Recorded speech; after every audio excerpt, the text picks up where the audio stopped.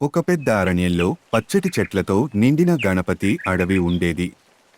అక్కడ అడవి జంతువుల రాజు సేరా పులి. అందరికంటే బలమైనవాడు, వేగంగా పరిగెత్తేవాడు. అందరూ అతనిని గౌరవంగా చూసేవారు. ఒకరోజు ఆ అడవిలో రాము అనే యువకుడు తన మిత్రులతో కలిసి ట్రెక్కింగ్కి వెళ్ళాడు. అడవి అందాలను ఆస్వాదిస్తూ ముందుకు సాగుతున్నాడు. కానీ అతనికి తెలియకుండా అతను దారి తప్పిపోయాడు. చుట్టూ ఎటు చూసినా పొడవాటి చెట్లు, చీకటి మార్గాలు. అబ్బా! మిత్రులు ఎక్కడా అని అరవాడు. అంతలో ఒక్కసారిగా గట్టిగా గర్జన వినిపించింది. రాము వెనక్కి తిరిగి చూసినప్పుడు అతని గుండె ఉర్రూతలుగిపోయింది. ఇంతలో కొంత దూరంలో ఒక గొర్రె పిల్ల మట్టిలో చిక్కుకుపోయింది. అది భయంతో విలవలలాడుతోంది.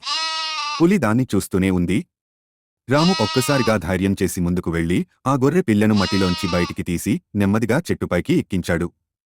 పులి ఆశ్చర్యంగా చూసింది. ఇది చూసిన ఆ సేరా పులి రామును క్షణం మాత్రం చూసింది. అలానే వెళ్ళిపోయింది.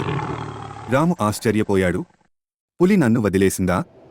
అదే సమయానికి రాముని మిత్రులు అతన్ని వెతుకుతూ వచ్చారు. రాము తన అసాధారణ అనుభవాన్ని వారికి చెప్పాడు. అందరూ ఆశ్చర్యపోయారు. అప్పటినుంచి ఆ అడవిలోకి వచ్చిన వారికి సేరా పులి ఎప్పుడూ హాని చేయలేదట. ఎందుకంటే ఒకరోజు ఒక యువకుడు తన సమర్థతను, మంచితనాన్ని చూపించాడని. కథ నుండి బోధించదగిన విషయం, ధైర్యం, మంచితనం ఉన్నవారిని కూడా క్రూరమైన జీవులు గౌరవిస్తాయి.